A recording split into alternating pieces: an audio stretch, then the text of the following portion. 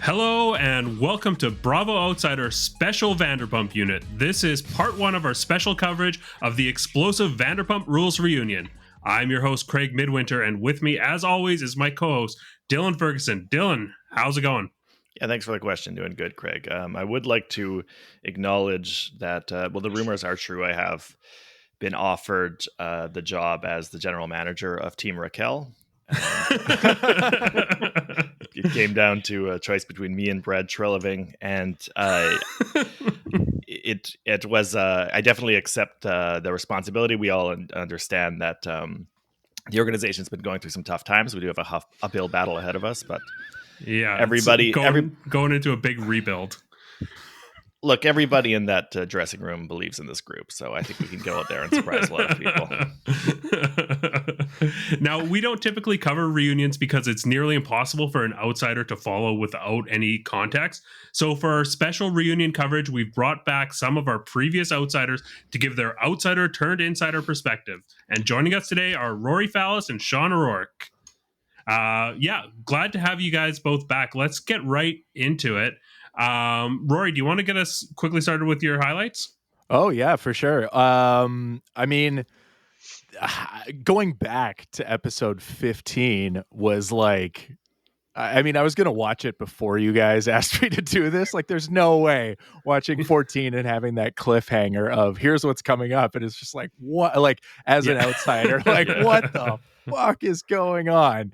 I had to watch it. So I was going to watch it regardless. And, man, that is like the pinnacle of reality TV to me, I think. Yeah. I mean, it's crazy. Yeah. But going into the reunion, I got to address the elephant in the room as far as highlights go is Andy's cards and what happened to them. That was so tragic. How they're doing. Oh, my cards.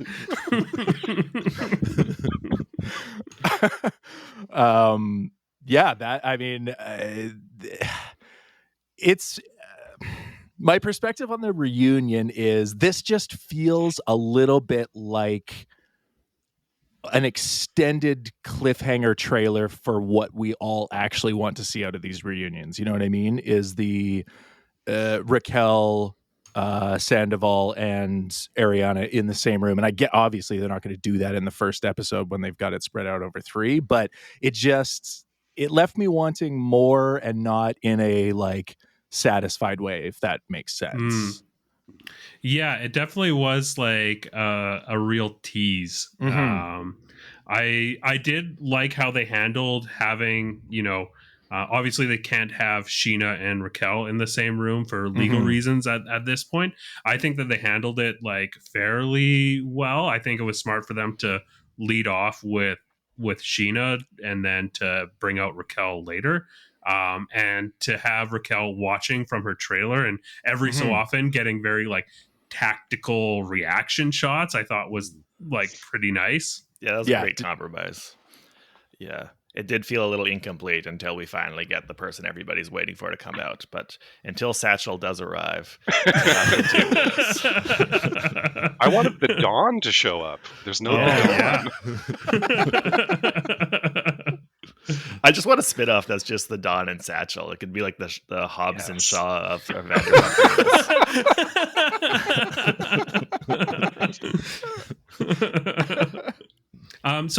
Have either of you like watched any sort of reality TV reunions before, or was this kind of your first like dive into the reunion format? Well, I had watched a couple of the reunions like 10 years ago when I was watching Orange County and New York, so I'm like kind of familiar with the format. Is this all that Andy Cohen does? Like, I know there's a million Bravo shows, so it's probably a full schedule, but like, does he just do like the reunions and the whatever it was called, like, that preseason thing where they tease in, I think, episode 15 about when Ariana finds out? Does he do anything else? So he's like executive producer on all of the like Bravo like flagship shows. He also hosts like 4 nights a week a late night talk show that is focused on like the shows that are airing on Bravo. So they have like 2 guests on. It's called Watch What Happens Live, and it's a really fun show. I definitely recommend watching it for anyone that follows these shows. He has like stars from the show come out, and they like, it's not really like a recap show per se, but they'll have like fun like games that kind of revolve around the content of the show, and they've got celebrities coming on and getting their perspectives too. So the clips that we saw of like Sheana and Raquel on the night that Ariana found out, that was from that like nightly Watch What Happens Live show. You mean when Raquel or Sheena viciously attacked Raquel? Yeah, the night of the assault. Gave her that awful gaping wound on her eyebrow.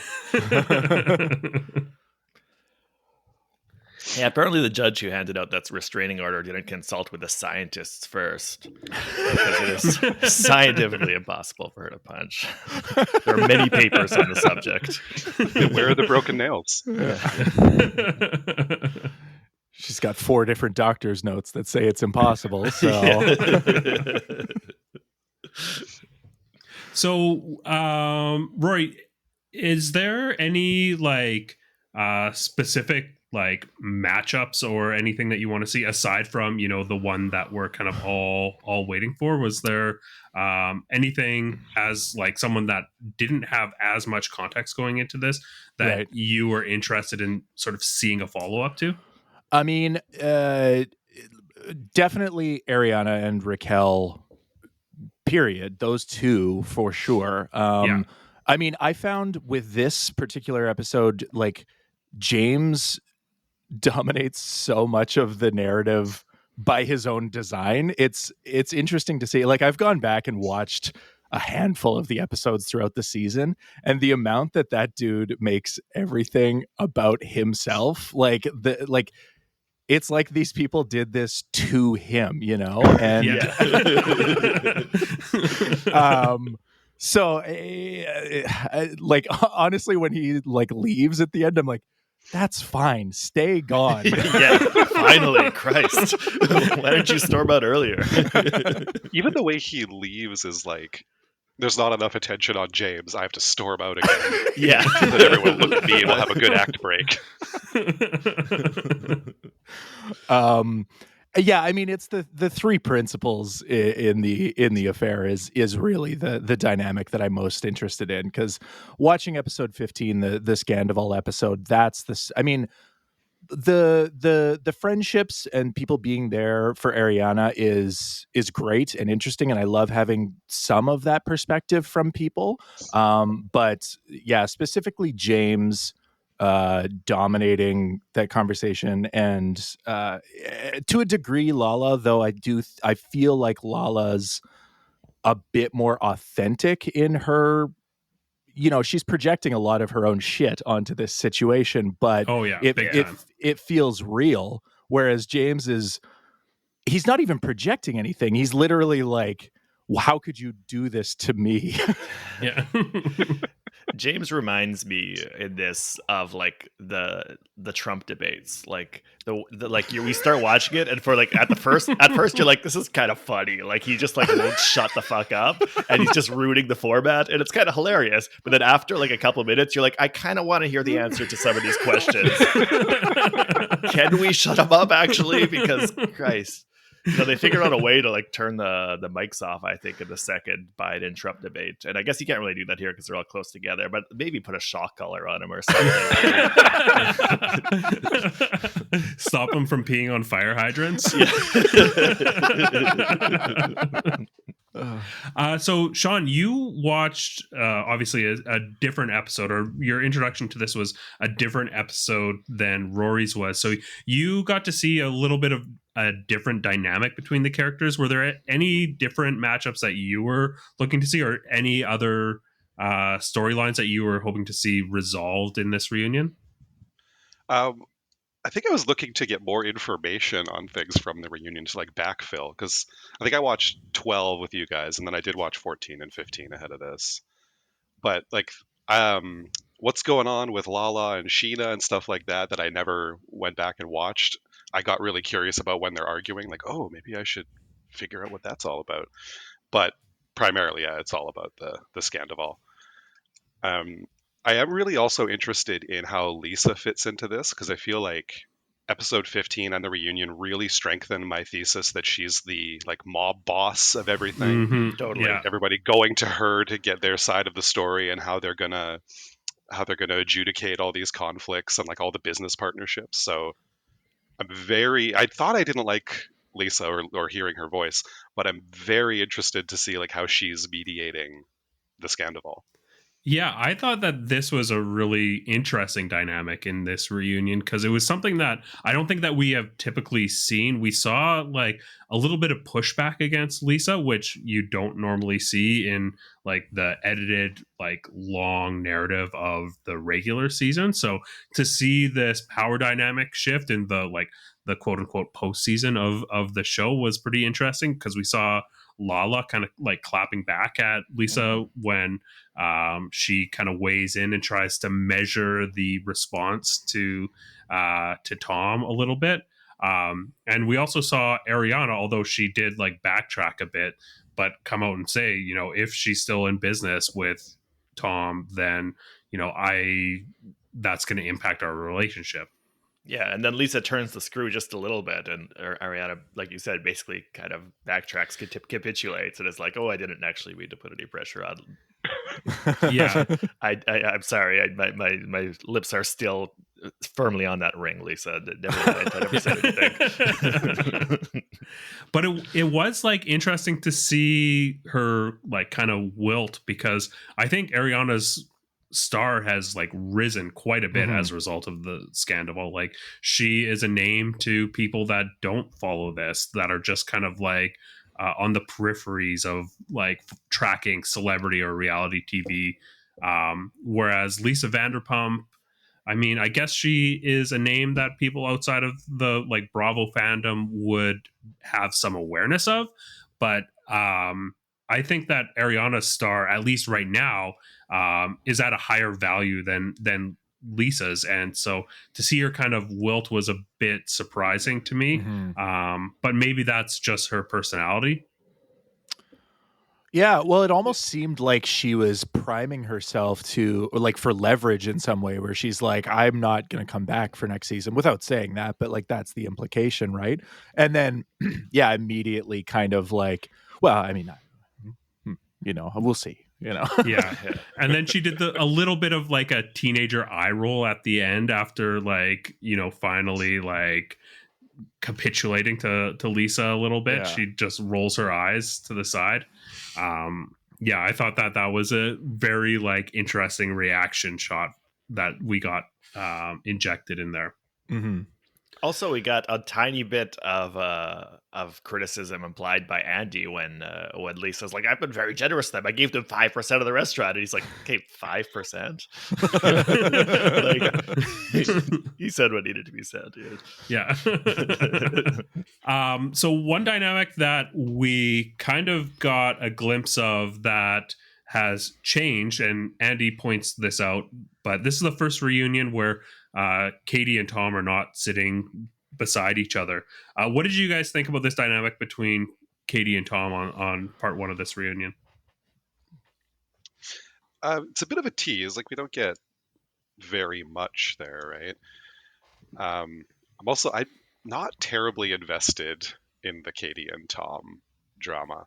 It just doesn't strike me as like particularly stirring, which I think I missed all the meat of it, and this is just sort of like, you know, the bits of fat on the plate. So I don't know. It leaves me a little bit flat. I don't think there's enough. I don't get any purchase on it. Yeah, that I'm not surprised to hear that. I think like this is probably a lot more interesting to longstanding viewers, like even people that are just joining in on this season and have watched the full season. I don't know that they would be particularly invested in this, but seeing as Tom, Schwartz, and Katie have been a couple since the beginning of this, like season one, like 10 seasons ago, it was pretty interesting to me how this has changed. And it seemed like, as James pointed out, Schwartz didn't even realize, like, it didn't even cross his mind that this was the first time they weren't sitting on the same side of things. Right. Dylan, what were your thoughts on this? Yeah, I mean, their breakup was obviously less explosive because it just kind of festered like many years longer than it should have, and just was just a pedestrian, slowly dying off kind of relationship instead of, which maybe, I mean, Sandoval and Ariana was too, except they got that big explosive break at the end. So there's a bit of a contrast between the way that the two oldest relationships on the shows ended. I did think it was kind of funny when Schwartz is like, tried to come up with like a hypothetical situation involving Katie that would be like somewhat equivalent to like test her reaction, and like, I guess, try to like back her into a corner, and he just goes off on something like, and then like, if say I had broken up with you, and then say you had made out with, let's say, Peter, and like, you have to like take notes to try to follow this like, hypothetical example he's coming up with, and at the end he just kind of sits back and it's like, I would be okay with it. Like, what? You would be okay with what again? Everybody's got those trigonometry numbers in front of their face. Follow his logic.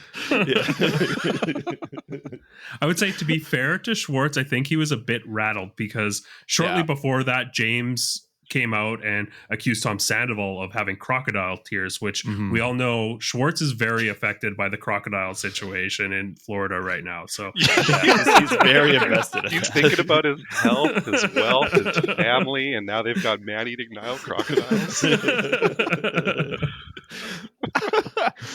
But Schwartz does seem really like on edge through the whole thing, because I get the sense that he's like trying to keep his head above water standing on a drowning man's back. Yeah. Like, even in to like dial back to 15, when like Sandoval comes over and is breaking down and he's like, the Yelp reviews, like, we're dying. So I think like he was very affected from as he puts it, like being canceled for being Sandoval's friend, and I think that really comes through for me throughout the whole reunion. He's just very like tense and careful. Yeah, this was like one very noticeable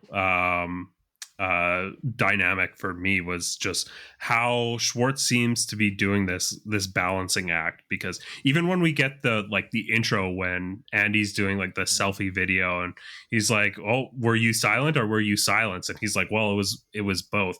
We see him trying to like keep all the balls in the air and try to look like a good guy still, which is always the position that he likes to play from. He likes to be coming from this, like having like a wealth of goodwill, and to not have that and try to like claw back at it and like juggle things was pretty interesting. And you do see him a little bit defeated, not knowing how to operate in this situation.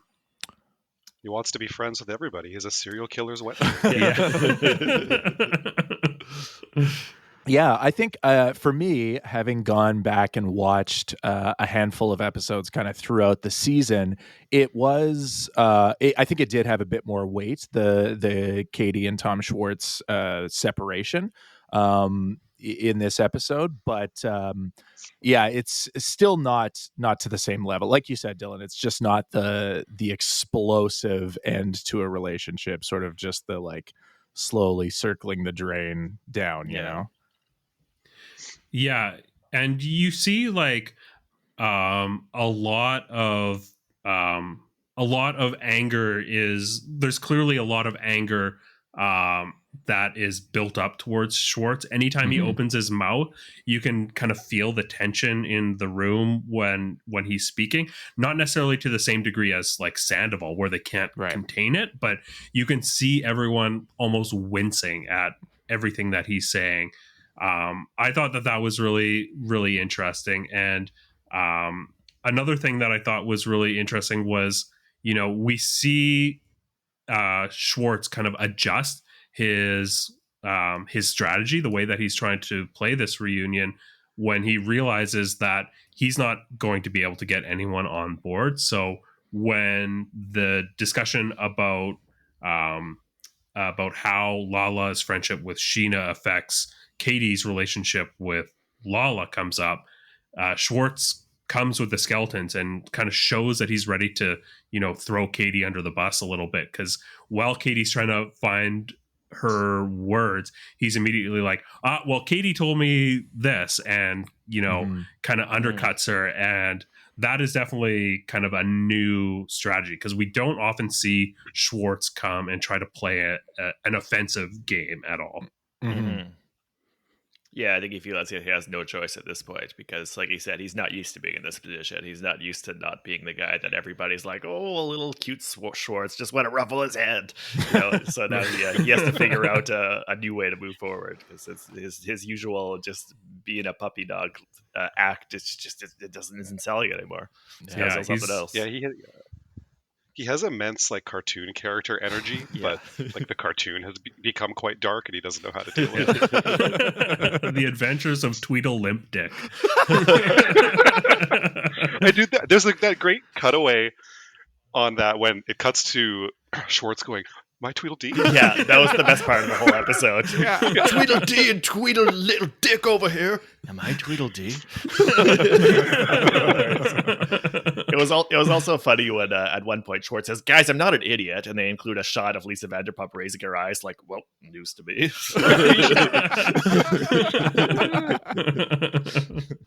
One person that came out really swinging during this was Lala. She was playing the role. I mean, she always does, but she was coming out as, Ariana's pit bull. And this is something that she is, I think, been the most active at kind of building an almost a brand around the Sandoval and her response to it. Like, she started selling a line of merch, a Send It to Daryl merch, which is like a line from a Instagram live that she did where she was telling Raquel to send things to her lawyer. So it's not surprising to see her come out like this, but she was unshakable. Even, when Andy or when Lisa tried to rein her in a little bit, there was nothing getting in her way. Dylan, you've always been a big champion of Lala. What were your thoughts on her performance here? Well, less of a champion after this season. I thought it was a bad season for her, and she's honestly, she's just getting too annoying for me.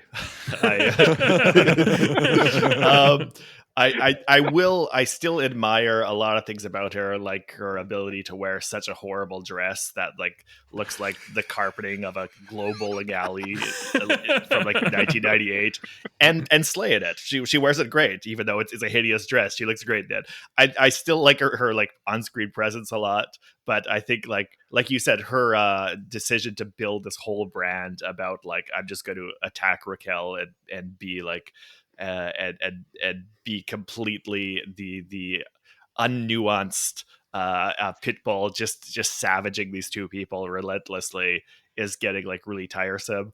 And I also find it really rich how she's like leaning into this whole thing where she's like, I've been clocking Raquel since day one.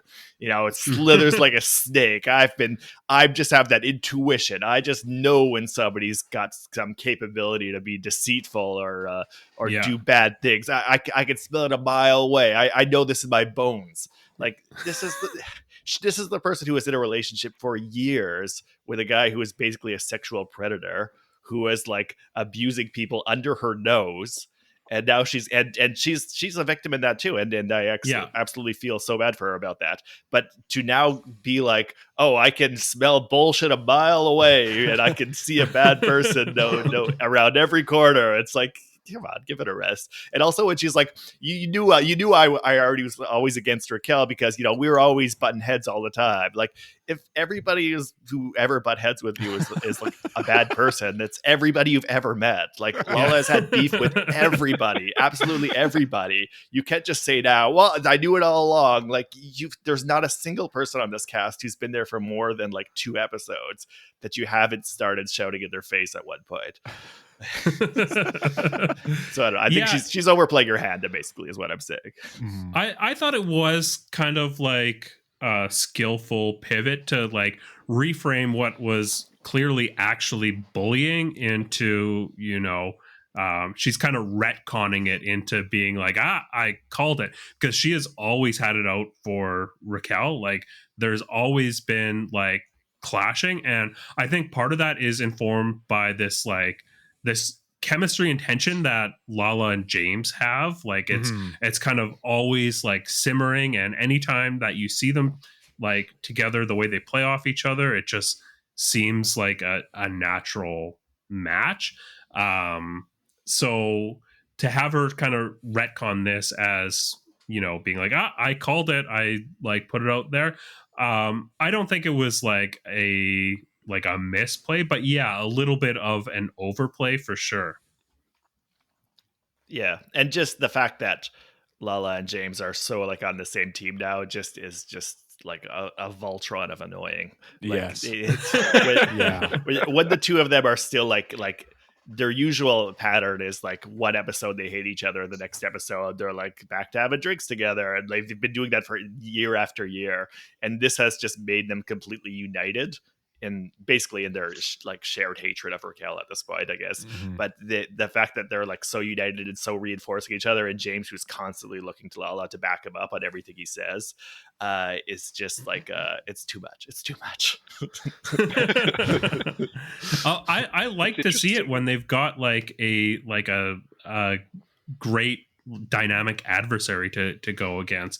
And you know, Tom and Raquel, this like the idea of Tom and Raquel, them like going against that, I think it is kind of compelling, but I think it, depending on how this plays out into the next season, I think it could reach a point where, you know, because they're so like leaning into this and so like singularly focused on it, that it gets to a point where it's like, okay, let's find something else to like talk about. Like, yeah, it's it could be too much, but for now, this season, that is the story. That is like the moment in reality TV right now that everyone cares about. So I'm happy to see this dynamic that we have seen throughout the history of Vanderpump Rules since they have both been on the show kind of come together and see how that plays into things. Yeah, I haven't seen much of Lala, but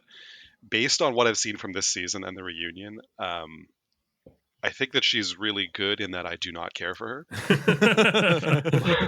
her. Like similarly with James, like I think I'm kind of the synthesis between Craig and Dylan, where like I think James is a genius, but I really don't care to listen to him very much. He's I have a whole thing of just like physical things he does that I love that I wrote down, but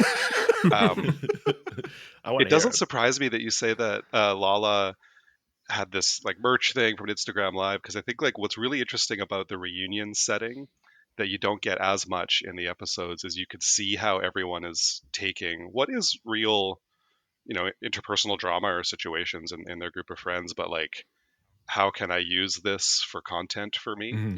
Yeah. And like Lala and James in the reunion are just like, that is shining very brightly from them. Like from like James storming out or like getting up to start a fight in the way that people only do when they know they're in a place where someone's going to hold them back immediately. Yeah. And like, you know, Lala jumping in and rejecting Lisa's opinion and all this very strongly worded stuff. Yeah, she's trying to make a moment for herself that she can, you know, leverage in the future. Yeah. And, you know, sell some merch. Yeah, and I think like I think that Lala isn't actually that great at like creating these quotable moments. Like all the quotable moments that she tries to monetize are pretty lame. Like send it to Daryl is, you know, okay, I guess that's whatever. You need to be really deep into the game to care about that. Yeah, or like give them Lala is like what that's she's brand. I like that. It's not like it's not you're a worm with a mustache, dude. Like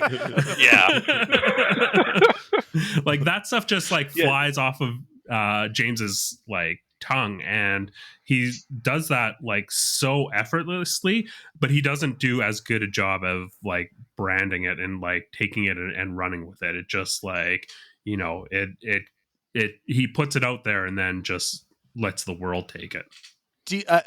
He's just living it. Yeah. Lala is like selling something. And I think James is just being. I think Lala is good off the cuff often, though. I think maybe we've seen less of it this season, but she had some fucking bangers in her heyday.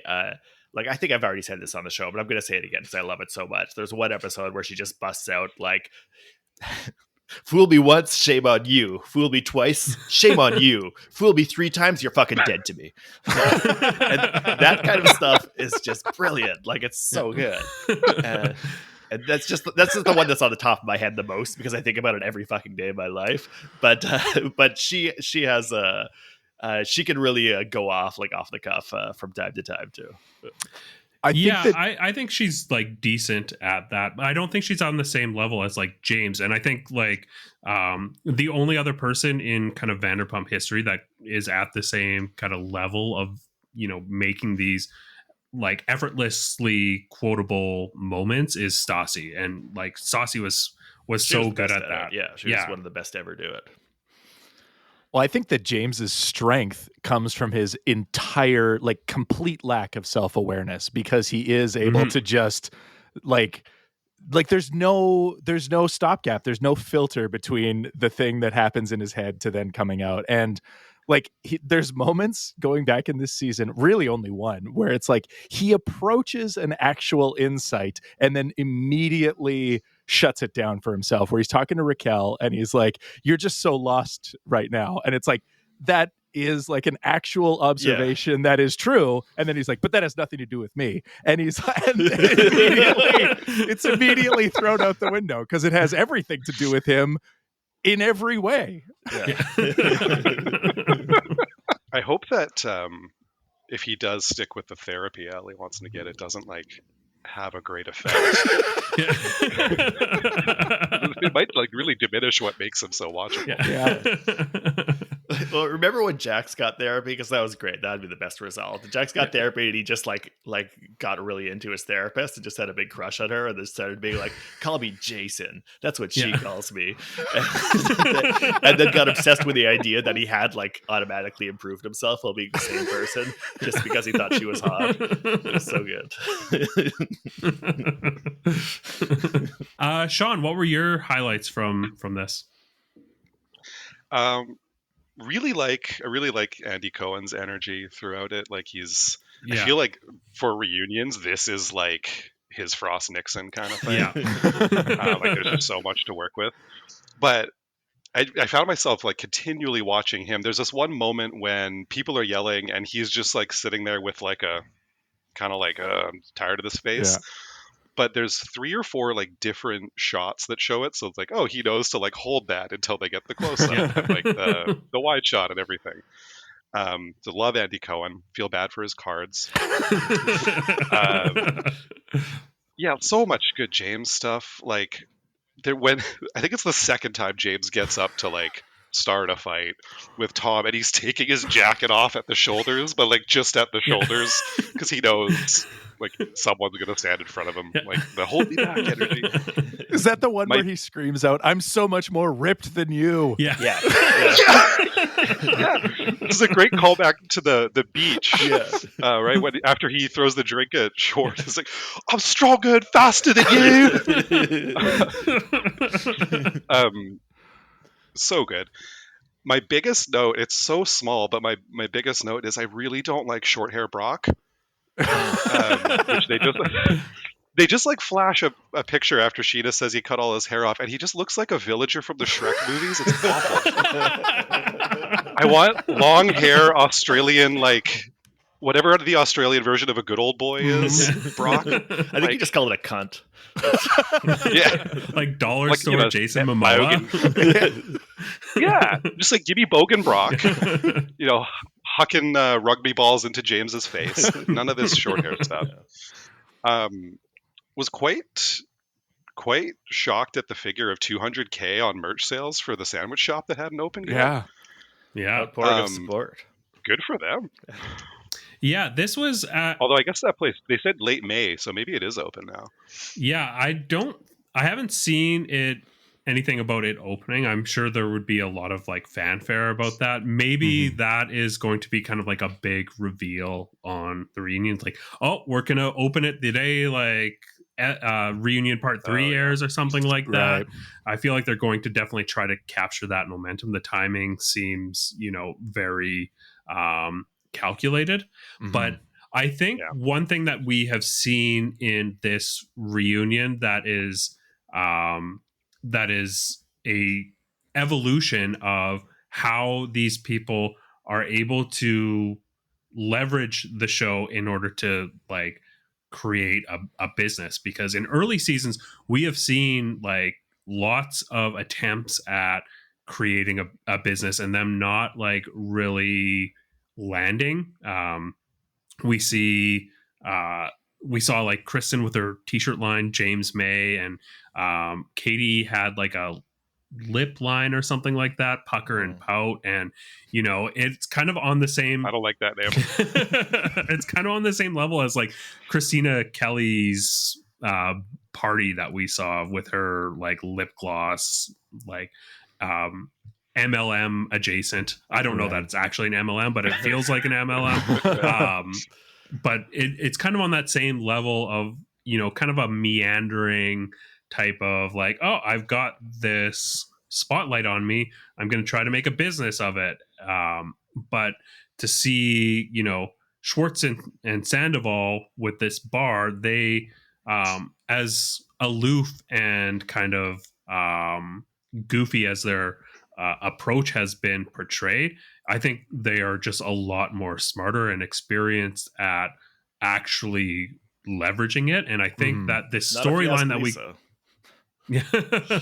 yeah, I mean, obviously they aren't like fantastic about it, but I think it's I think they're a lot better at it than a lot of the early attempts that we see. Sure. And they did actually open for a while. Yeah, they did actually open the door. They did like have a well-built brand around themselves, and they knew that not to like name a t-shirt line after James May or like pucker and pout. They realized we're the brand. Let's build this restaurant in the spirit of our brand, which is kind of not it is kind of goofy and like a little bit of like it's not like failure porn, but it is like you want to see these guys like just kind of not know what they're doing and fumbling through things. And that was the story they gave us for the bar, as well as the story that we have seen them play out through the course of the series. So it is all branding. It is like all part of the branding, and I think they actually are able to execute it. They opened the doors and they survived the Scandival. They seem to be still getting people out there, and the bar, from what I have seen online, still is busy. Like if anything, they're probably like strengthened by this, people coming to write on the wall in the bathroom.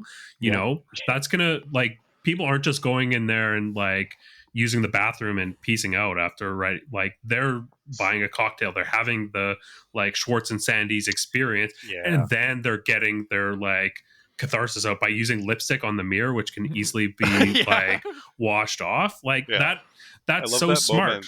Yeah. When they go, one of the other mirrors said, "Fuck Tom." That Tom. But it's like really big, like Pecunia non-OLED vibes, right? Like they've done a good job of branding. It's like, okay, yeah, come right on the mirror and we'll be a success. I do like, that's one of my highlights, is that I like that we got that update. That people like their fancy corn dogs or whatever else they're serving there, because I was really into, I think it's episode 14, maybe 15, where they're talking, and Schwartz is something like, people don't know how hard it is to open, like we have to hire line cooks. Yeah. So the way that they presented that as like these two like babes in the woods who like don't know how to play restaurant, it's nice to see that they're doing that. Also funny that apparently somebody protested the ownership of the restaurant by buying a meal and then writing Team Marietta instead of leaving a tip. Like, wow, way to stick it to the person who served you while paying full price to the owners. Like, yeah. You cost probably a little bit of money to the person who served you and enriched the people that you are trying to run. There's one other thing I also really liked.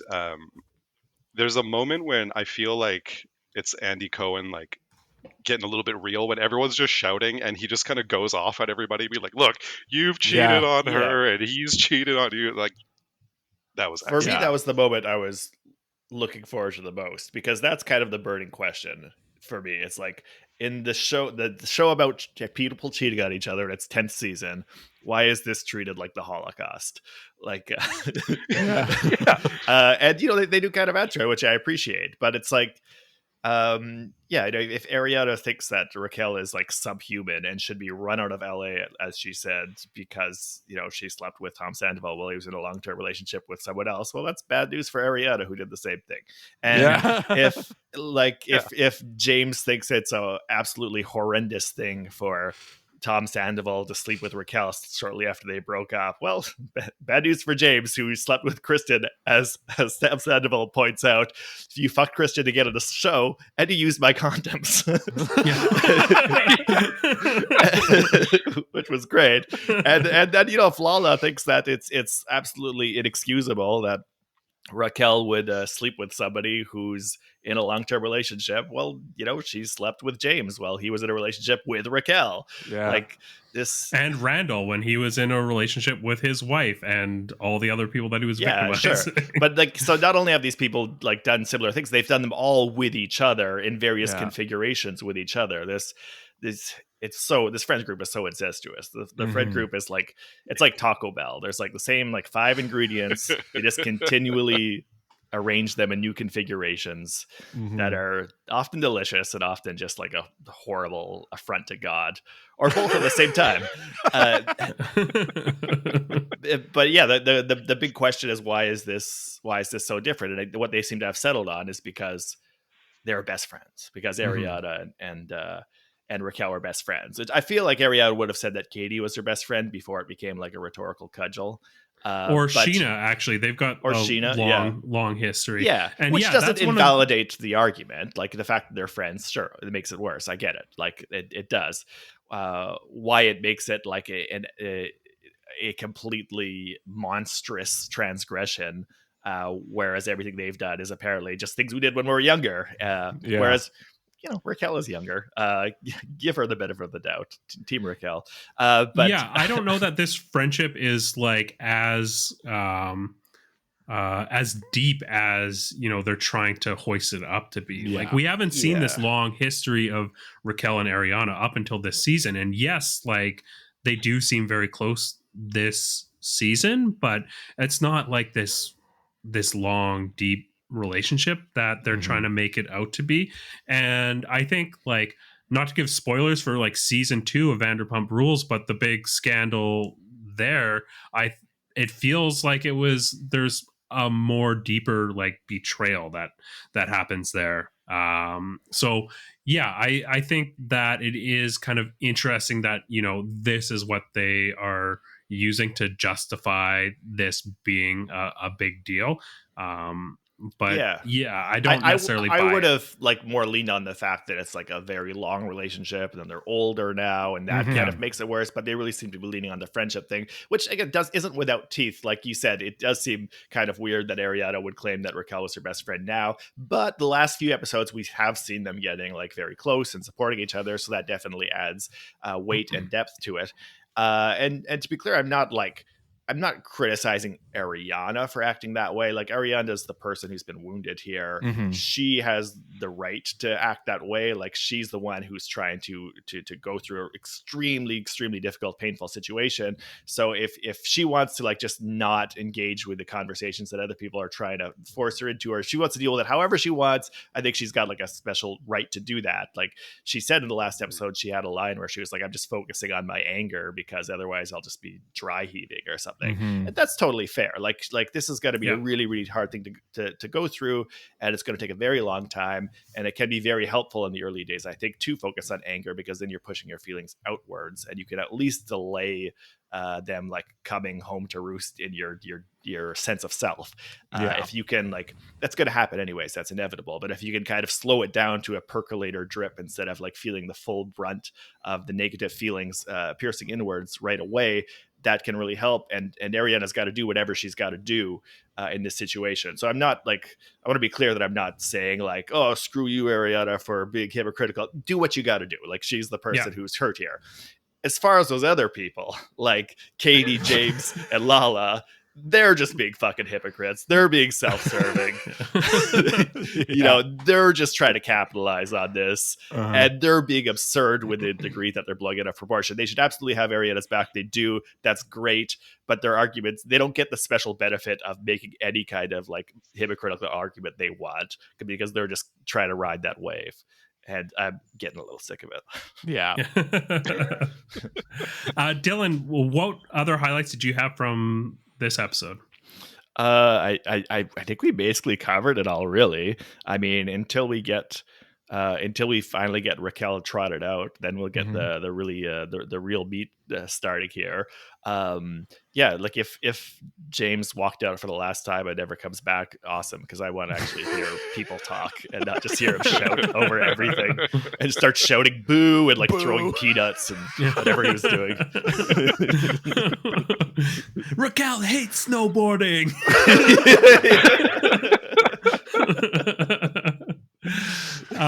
That covers most of the things that I wanted to talk about as well. The one thing that I don't think we've touched on is Sheana. She was a bit understated here, but I thought it was pretty like interesting when she came out, and the position that she has to play within this show, where, you know, she has to kind of make things up to Katie. And she says, like, I wish I had more empathy for you, Katie, but I just trusted what Raquel said. And then we got like a montage of Sheana being bullied by like Katie and Lala. And I think like I understand where Sheana would have been coming from. Like, she didn't know that this was going on with Raquel. And like, obviously she would trust when Raquel said that, you know, Lala and Katie were being mean girls, because she has seen that happen like several times over the course. She's been the victim of that for years. Yeah. So like, I understand why she didn't have more empathy with Katie, and she trusted what Raquel said. Totally, because there's a lot of similarities between the situation Raquel's been in recently and the situation Sheena was in the first couple of years, and Sheena's made that point before, and that was something that like made them friends. So it's understandable that. I mean, Sheena Lala has Raquel's even been in that situation. Like, she has been the victim of Katie's vitriol as well. So it's not like it's not so egregious that Sheena didn't like, or that Sheena trusted what Raquel said. Like, there's lots of evidence of past behavior that would back that up. I would have liked to see Sheena be a little bit more active during this episode, because I do think that she was kind of in an interesting position for this season, and I want to hear more about how she's feeling. And I think that the scene at the end of the Sandoval finale between her and Sandoval was really compelling. So I would like to see some more from her. I'm not sure if we'll get it or not, but that's just my thoughts on Sheena for this.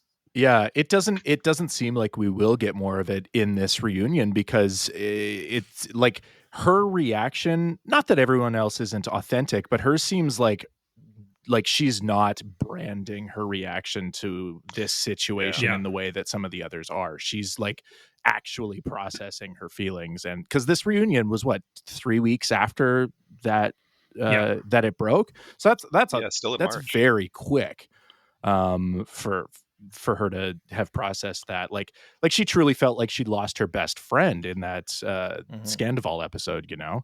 Yeah. That was like the unexpected hardest hitting moment, or one of the hardest hitting moments of the previous episode. Like we knew that Sandoval and Ariana discussing the end of their relationship was going to be really searing and painful and hard to watch.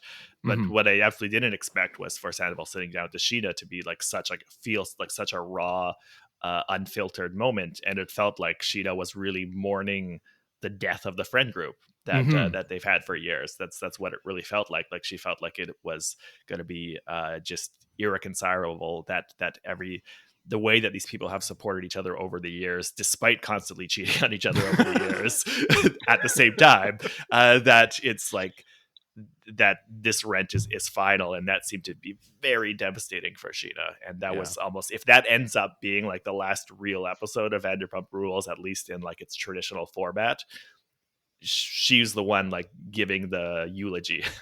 Yeah.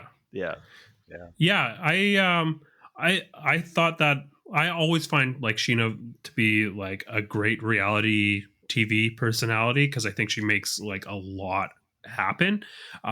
And I think she does often come across as like very authentic, and I don't really understand why there is a strong like dislike for her, both, you know, seemingly from a lot of the women on the cast, but also from the fan base. Like, she doesn't get the accolades that I think she deserves for her performance on this. And I was talking with my wife yesterday, and I was like, why don't people like Sheena? Like, she's so great. And you know, my wife said, you know, well, she does like typically side a lot with the guys against the girls, and you know, that being seen as, you know, not really being a girl's girl does not exactly play well with the fan base. So I think that kind of informs a lot of that.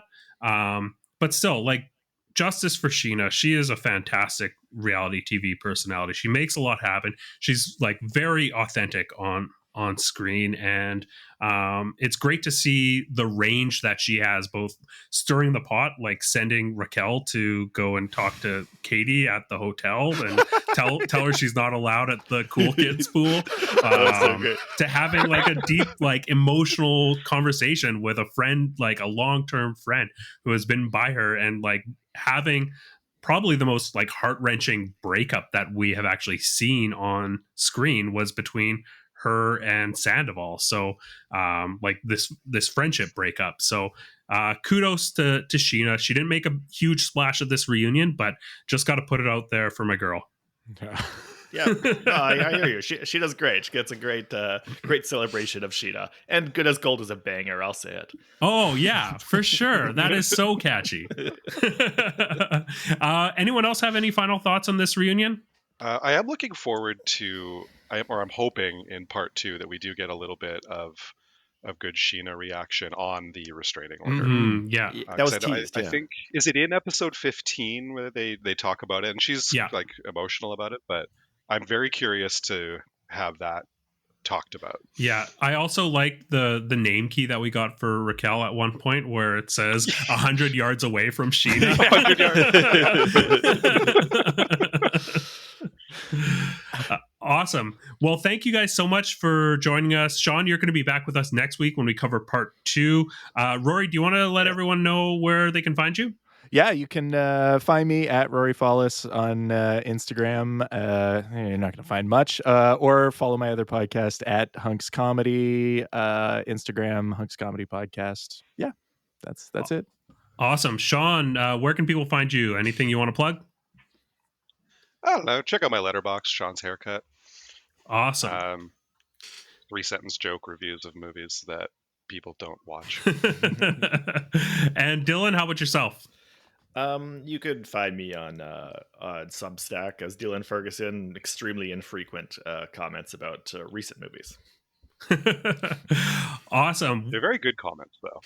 That has been Bravo Outsider special Vanderpump unit. We'll be back with a regular episode tomorrow. Yeah, we're looking forward to that one. It's gonna be good.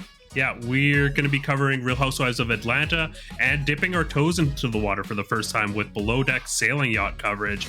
So be sure to check that out. Until next time, keep on pumping. And don't forget to find us on Instagram at Bravo Outsider, on Twitter at Bravo_Outsider. Anywhere you listen to podcasts, we'll be there, and on YouTube. Catch you next time. Bye.